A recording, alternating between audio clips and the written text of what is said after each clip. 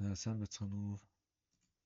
За астрологийн өнөөдрийн бичлэгээр сүүлднээс астрологи ID гээд channel нэгэд явж байгаа тийм. За тухайн channel дээр астрологи ID channel дээр бол өөрийнхөө тухайн 7 хоногт хийж байгаа арилжааны дүн шинжилгээ ингээд тогтмол хуваалцаад тогтмол юм арилжаа гэдэг community үүсгэх зорилготой юм ID channel тусад нь нээсэн ба тий. За энэ channel дээр өнгөрсөн 7 хоногт би 10 сарын 20-наас эхлээд миний шинжилгээнүүд ингээд орж ирсэн байна. За тэг өнгөрсөн 7 хоногт орсон шинжилгээнүүдийн үр дүн ямар хөө байсан, ерөөхдөө яаж шинжилгээнүүд өгч байгаа юм те. Тухайн шинжилгээнд дээр өөрсдийнхөө энтрийг яаж хийх ёстой юм гэдэг байдлаар ерөөхдөө танилцуулах маягийн бичлэг хийх гэж байна.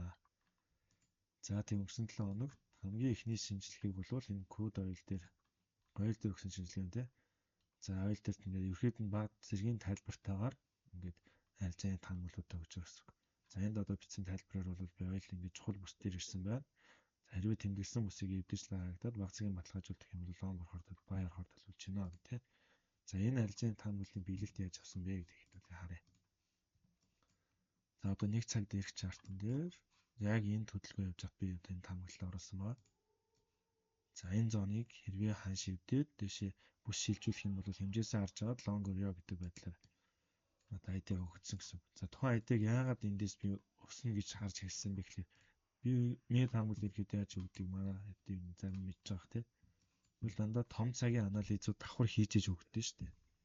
За weekly дээр энэ маш чухал юм дэмжлэгийн бүс байгаа. Одоо ингээ харах юм бол тийм. Энд өгсөн энэ дэмжлэгийн зоныг ханш ингээ өвдөж чадахгүйгээр өсөлтийн хөдөлгөөнийг удаа хөдөлсөн. Ахаад ирэхэд дахиад дэмжлэгийн бүс болох боломжтой бай. Маш том дэмжлэгийн зон байсан гэсэн. За тийм ингээ daily дээр харах юм бол ханшинд market structure shift хийгээд одоо энэ шилжүүлэгч аваад ингээд ханш өссөн байна те. Тухайн хөдөлгөөн явахдаа энд одоо зүүн мөр буюу Quasimodo level бас том цагийн QM level байна те. Одоо ингээд харах юм бол ханш яг энэ QM level-ийг маань ирж байгаа гэсэн. Дээрээс нь ингээд энд үүсгэсэн энэ imbalance-ыг бас P-ийг орж ирж байгаа те. За 4 цаг дээр бол order block руу ингээд хатгах цаа гэсэн. Энэ volume imbalance-ыг бас P хийж байгаа гэсэн. Volume imbalance gap шүү. Энэ gap-ыг ингээд нөхч байгаа. Дээрээс нь ингээд миний харж ирсэн хамгийн сүүлийн хөдөлгөөн буюу эндээс нэг бүхэл хөдөлгөөн шилжээд хэмжээсийн гүйцэлд бас давхар хийчихэж байгаа. Нэлээд чухал одоо өсөлтийн хөдөлгөөн явах боломжтой хэмжээс нь чанчсан пойзон байсан гэсэн. За ийм зон дээр би ингээд баталгаажуулалт аваад өсөлтийн хөдөлгөөн явнаа. Энэ одоо лонг талтай энтриг нэ шүү. Бай хараарай гэх тээ. За тухайн үед тэгээд одоо баталгаажуулалтаа яаж авч энтриг нээсэн бэ гэхээр за ингэ ижлүүлж. Ингээ харах юм бол одоо баг цаг дээр юу хүлээх ёстой гэхээр энэ зоныг эвтхийг хүлээх ёстой гэсэн тийм. Хэзээ ханш эвдсэн бэ гэхээр ханш дахиж sell side руу нэг удаа тайраад sell side liquidity авчаад маш том weekтэй одоо энд volume харж ирсэн бол маш одоо price-д орж ирсэн шүү дээ. За тэгээд ханш өсөхдөө юу гэсэн бэ гэхээр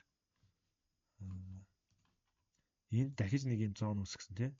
Тухайн зон дээр rejection өгж жагаад энэ юу болсон бэлээ? Энэ нэг чи өгсөн хөдөлгөөнөөр нөгөө хүсээдсэн зооны маань эвдэхээс гадна энэ зооныг эвдээд шилжүүлэгчийн хөдөлгөөн явуулсан буюу одоо миний энтри техникээр бол хэмжээс батлагдсан гэсэн. Тэгэхээр энэчнээс би ямар энтри сетап хүлээд юм гэхээр миний хамгийн дуртай одоо энтри сетап ийм хөдөлгөөн хүлээж авсан. За ингээд маркет ингэж юу яаж байгаа бүсийг шилжүүлсэн тийм. Шилжүүлсэн бол эргээд орж ирээд liquidity авахд би энтриг хийдэг гэсэн. За иймэрхүү консолидейшн хөдөлгөөн явж хүмүүсийг захиалга цуглуулж агаад эргээд орж ирэхэд энэ liquidity хамж байгаа гэсэн. Тэр үед энтриг хийдэг байхгүй юу? Миний хамгийн дуртай степ. За яг тэр зарчмынхаа дагуу завсрын хөдөлгөөн орж ирээд liquidity авахд нь энэ poison дээрс баг цагийн баталгаажуулалтаар харж хаад лонг дарсан. За тэг ихний типийг бол энд байгаа энэ value area зоны бүхэн дээр ингээ ихний типийг аваа гарсан ба нэг харцаг тавтай адил болсон. За тэгээд ерөөхдөө таамаглаар ихний цэг бол ийм байсан. Тэгээд өнгөрсөн лаад ерөөхдөө өснөж авчихсан учраас дараагийн ордуудаа би зөвгүүд ингээд лонгыг ороод хайцсан баг гэсэн. За эхний таамаглал бол ингээд арилжааны таамаглал бол 100% биелэлттэй явсан байна гэсэн. За би газ тайлбарлаа авч. Дараагийн оруулсан таамаглал нь болохоор энд за USD-yen дээр болсон тийм. USD-GP дээр болохоор ийм арилжааны таамаглал оруулсан байгаа. Ерөнхийдөө бол яг одоо энэ хөдөлгөөн явж байхад энэ 4 цагийн таамаглал оруулжлаа. За 4 цаг дээр юм шүү дээ. За 4 цаг дээр харлаа. бас л муу адилхан том цагийн Poison байна. Энэчнээс ерөөхдөө уналтын хөдөлгөөн орж ирэх магадaltaй. Ер нь бол тренд бол bullish талтай явж байгаа тийм. Гэхдээ ханш бол 154-үүдийг ханш руу хүртэл өсөлт явна гэж би таамаглаж байгаа гэсэн. Гэхдээ яг энд болохоор таамаглалаа оролттой юу зориулсан бэ гэхээр за энд байгаа энэ rejection өгöd хөдөлгөөн дээрээс энэ цэг хүртэл өсөлт яваад за эндээсээ 149 уналт явах юм бол эндээс дахиад long сонирх 154 рүү long шалгах сонирхолтой байна гэсэн юм айтаа оруулсан. За энд юу болсон бэ гэхээр long талдаа бол энтриг нэгээд TP-г авцсан байна. Short талдаа ингээд шууд ингээд яг энд ирэхэд нь short-аар гэсэн үг ерөөсөө биш. Энд оруулж байгаа эднүүд бол баталгаажуулалт аваарай гэдэг баг цаг дээр одоо ингээд том цаг айдаа оруулчлаа шууд энд short-лоод гэсэн үг ш. Одоо энд бол баг цагийн баталгаа аваад би long дарж байгаа байхгүй. Манай ч гэсэн орсон баг те.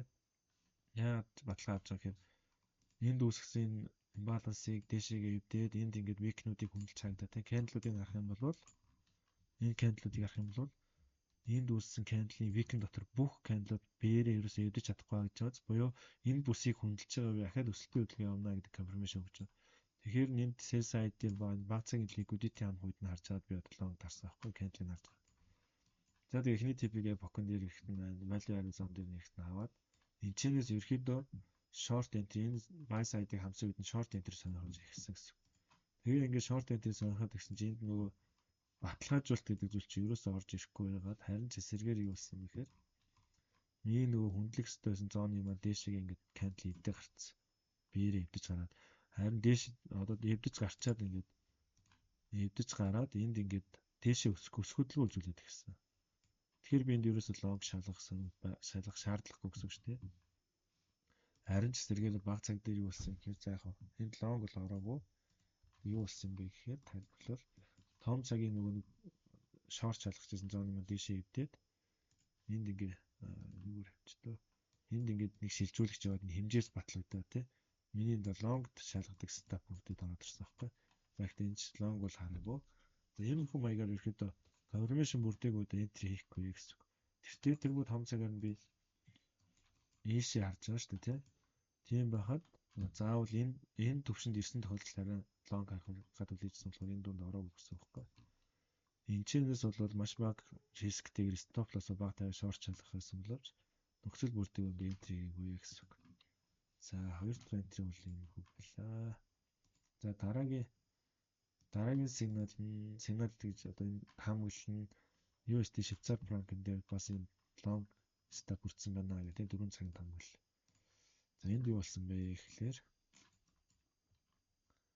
за USD Швейцар франк энд явж байхад ингээ ID-гаа орууллаа. Ийм хөдөлгөөн явнаа тий. Энэ дээр үүсгэсэн хай дээр одоо дахиж хөдөлгөөн тайрнаа, өсөлт явна гэдэг. Таамаглалыг том цагийн Poison байна. Market expansion хөдөлгөөн, завсрын хөдөлгөөн, үндсэн хөдөлгөөнд ингэ шилжүүлсэн юм байна тий. Тэгэхээр одоо энэ унж ирж байгаа хөдөлгөөн бол хэмжээсийн гүйцэлтэй энд хийчихсэн. За тэгээ чи Poison дээр ирээд ингэ байж байгаа болохоор би энэ long шалгана гэдэг айдаа оруулсан.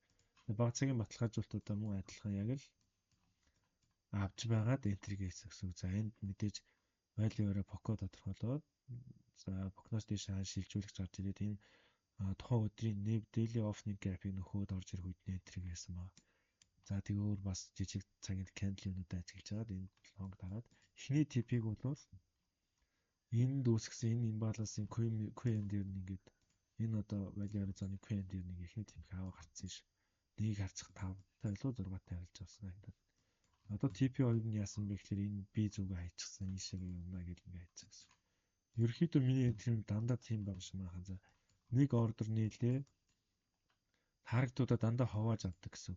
Эхний таргт бол нэг арц 3-аас 5-ын хооронд авчдаг юм. Тэгээ үлдсэн нөгөө хэмжээсийн дагуу том цагийн батлагдсан хөдөлгөөний дагуу би зүгээд ингээ айл болох ашигла хоол өгүүлэхийг боддог гэсэн. Дараагийн айлтвал одоо нэг арц 17 таа гэдэг TP авах боломжтой. Эрийг би зогсон ч ямар ч хамаагүй брикэм зөхиж болно гэсэн. Яг бол энд хангалттай ашиг аваа гарцсан байгаа шүү дээ, тий. За энэ таамаглал өгөөд энэ маань бас ингэ 100% хит таргтаа бол TP-г бол авсан байна, тий. TP хоёрын хувь нь одоо дараа 7 хоногоос тодорхойлох. За дараагийн анализ кад дээр өгсөн NZD кад дээр энд NZD кад дээр ямар айдаа өгсөн бэ? Тэр өнгөрсөн 7 хоногт одоо энд харуулсан байна, тий. За яг энэ Poison руу хатгаад энэ sell side руу дайрах юм бол long шалгах төлөвлөгөөтэй байна. Эртний хөдөлгөөр явахаар байгуудад баг цаг дээр баталгаажуулалт хараад бай ороороо гэх тээ. Том цагийн Poison байна гэд. Том цагийн ингээд чухал зоон дээр ирчихсэн ханш үндсэн хөдөлгөөн зарцын хөдөлгөөн үндсэн хөдөлгөөн гэж шилжүүлэх явчихсан. Би эндээс бол зоолттой одоо энэ ханш руу явна гэдэг confirmation-тай байгаа гэсэн үг. Тэгээ яг энд явж байхад нь entry оруулаад энэ sell side ба энэ liquidity-нуудыг хавахыг хүлээж байгаад энд хатгах үед нь imbalance fill-ийнх үед нь entry хийсэн. За энд бол бас candle confirmation-ууд нэлээд авч байгаа баг цаг. Харах юм бол миний нөө сүрдэг загварын одоо entry байхгүй энэ фрактал хэмжээс шууд хэмжээ бүсээ үз тодорхойлоод шилжүүлэхээр энд би сүрдэг загвар байхгүй манай одоо хичээлийг үзсэн хүмүүс бол мэдж байгаа. Тэгээд сүрдэг загварын ингээд баталгаажуулалт нь орж ирсэн. Тэгэхээр энэ чэнэс шууд сөрөөд лонг дарж байгаа гэсэн үг. Тэрнээс энэ жижиг цагийн confirmation шүү. Confirmation хэлээ гэсэн үг тийм. За ингээд сөрөөд лонг дараад эхний таргетаа болохоор энэ бокон дээр авахсан. Энэс нэг хацах тавтай харилцаж байсан. Тэгээд TP2 нь бол яг энэ одоо заасан зам руугаа аваарсан байх нэ гэсэн. За энэ бас айлж байгаа бол нэгийг харьцах 10-тай, нэг харьцах 5-тай 2 TP хоёулын зогсон байна гэсэн. За өөр pound GP дээр нэг айдаа өгсөн. Би бас айдаа байгаа. Энэ хэзээ орууллаа. Энд энэ тэ. Айдаа таа. Лээд өгсөн бэл дүү ял. За энд өгсөн юм байна. Pound GPY дээр ийм оролт хийлээ. Ингээ явчих лөө гэж таамаглалтай байна гэх тээ. За энэ гэхдээ ер нь бол risk entry модуль байсан. За хаана орсон бэхээр яагаад орсон юм бас тайлбарлая те. Ерөнхийдөө pound-ыг би яаж харж байгаа гэхээр том цагийн маш том poison дээр ирчихсэн тухайн бүсээ ерөөсө хөндлөөд байгаа ханш бол энэ зоноо маш сайн хөндлөж цаагч байгаа candle-ыг харах юм бол те. Week татаа тухайн өмнөх 7 өдрийн weekly candle харах юм бол. За daily дээр харсан ч гэсэн юу харагч юм бэхээр buy side liquidity авч imbalance-ыг хөндлөө хагдаад байгаа байхгүй. Тэгээ энэ нэг gap үүссэн gap-а нөхөрлөө харж. За тэгээд энэс гадна юу харж байгаа гэхээр энд нэг огцом expansion хөдөлгөөн явлаа шүү дээ. Тэгээд завсрын хөдөлгөөн орж ирэхдээ энд үүсгэсэн энэ volume imbalance ерөөс бүх хөдөлгөөн хөндлөж байгаа. Ингээд сайн харах юм бол те. Энэ ханшиг дандаа week-ээр яагаад body-гоор ерөөс эвдэж чадахгүй гоц. Тухайн энэ хөдөлгөөнүүдийг би харчаад энэ өдөр бол энэ өдрийн лавл хаяа тогтоочоод хөндлөлтийн хөдөлгөөн орж ирэхлөө гэсэн таамаглал төвшүүлсэн гэсэн. За иймэрхүү confirmation-уудээр энэ бүсийг шилжүүлээгүй дээш ахиж хөдөлгөөн явах магадлал байхгүй гэсэн. Тийм учраас би энэ short entry шалгая гэдэг confirmation дээр одоо IT оруулсан байгаа байхгүй. За тэгээд энэ buy side руу бас нэг удааны дараа авсан болохоор ерөнхийдөө унцчлаа гэж харсан гэсэн. Тэгээ баг цагийн confirmation энд юу харсан юм бэхээр энд үүсгэсэн volume imbalance шүү дээ. Gap биш дээ imbalance-ыг одоо яах юм бол candle-ийн дээрээд нөхөөд тэгээ энэ зоныг хөндлөөдсөн аахгүй. Лаануудын хаалтыг би маш сайн ажиглаж байна. Ер нь энэ талаар бас дараа нь бичлэг гэж оруулна. За энэ candle-ийн week-ийг харах юм бол дараагийн candle-ууд нь бүгдээрээ body-оор ерөөсөө эвдэхгүй week-ээрээ дэшээ эвдэж харсан чинь биеэрээ эвдэж харагдахгүй тийм. Хөндлөөд харагдаад учраас энд нэг удаа short шалгаж байгаа. Яагаад доош явах магадaltaй ингэж харж байгааг гэхээр expansion хөдөлгөөн consultation явж байгаад expansion хөдөлгөөнөөр шилжүүлсэн гэж харж байгаа. За тэгээ эндээс buy side liquidity хамаад нөгөө нэг орох хэвээр бокон дээр бас давхар ингээрчиж байгаа байхгүй энэ зооны. Миний нөгөө нэг шалгаад ордог зоон дээр ерөөхдөө хатгацсан гэсэн. Тэгэхээр би энэ чэнэс short entry шалгуул эхний TP-г ингэж 1.5 цааваад дараагийн TP-г доош харчихсан. За тэгээ entry-сний дараа бол 1.1-тэй 1 гарантай явж байгаад эргэж ирээд break cam болсон мөлий. Энэ адилхан энэ чэнэс явж байхад би зүг айцсан break cam болсон. Ерөөхдөө дараа талаа очсон би ер нь бол одоо энэ дээр бол дахиад ингэ хүлээж байгаад хэрвээ энд үүсгэсэн зоныг доошо маркет эвдээ дахиад иймэрхүү хөдөлгөөн явуулсан тийм шилжүүлээд завсрын хөдөлгөөн орж ирээд liquidity авах юм эндээс short шалгах төлөвлөлтөд хүлээж байна гэсэн pound дээр. За ерөөхдөө оруулсан анализууд бол иймэрхүү байна. Тэгэхээр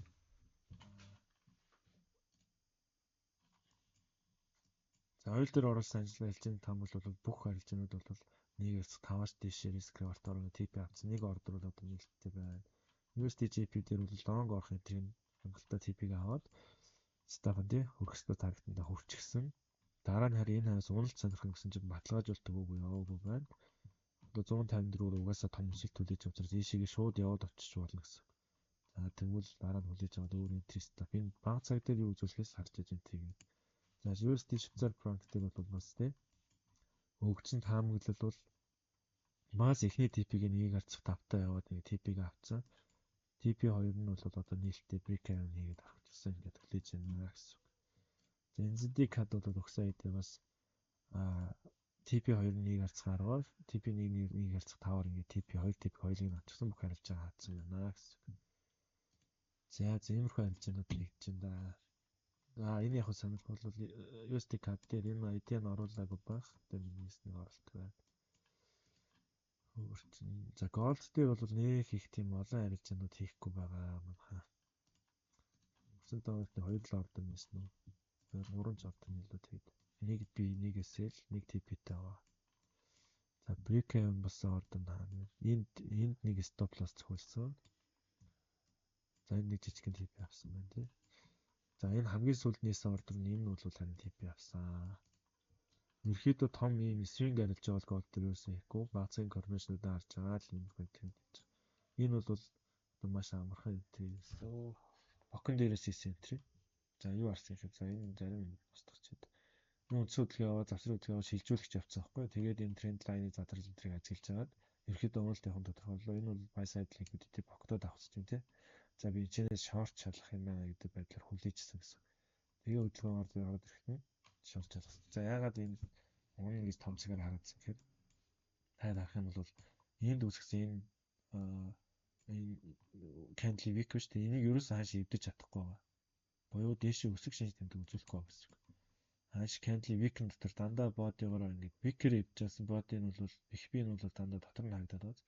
Тэгэхээр энэ бүсийг хүндэтгээд уналтын хөдөлгөөн дахиад явах магадaltaй гэсэн шинжилгээ дэвшүүлсэн гэсэн үг байна. Тэгээд ийм confirmation тавцуулж олон нэлээд олон юм харж байгаа л тэгээд баталгаа аваад жижиг энтрүүдийг авч. За юм байна да. За тэгээд таад манай астрлууж ID гэх тээ. Манай энэ харилцааны таамаглал өгж байгаа энэ суугт нэгдээд харилцааны таамаглалуудыг ашиглаад өөрсдийнхөө харилцааны сетаптай хослуулаад явж болно шүү манайхаа. Тэгэхэд бол юу хэрэгтэй вэ гэхээр ганцхан одоо IP-гаар хамтарч ажиллаж байгаа брокерийн мэдээллийг бол би public channel дээр оруулсан ба тий. Тэр channel дээр IP линкээр маань ороод бүртгүүлээд баталгаажуулалтаа хийлгчих. Тэгээд над руу чат бичээд ингээд энд үн төлбөргүйгээр ороод хамт харилцъя гэдэг яваар манайхаа тий. Бүгдэнд нь нээлттэй авах шүү. За харилцаанд амжилт хүсье баярлалаа.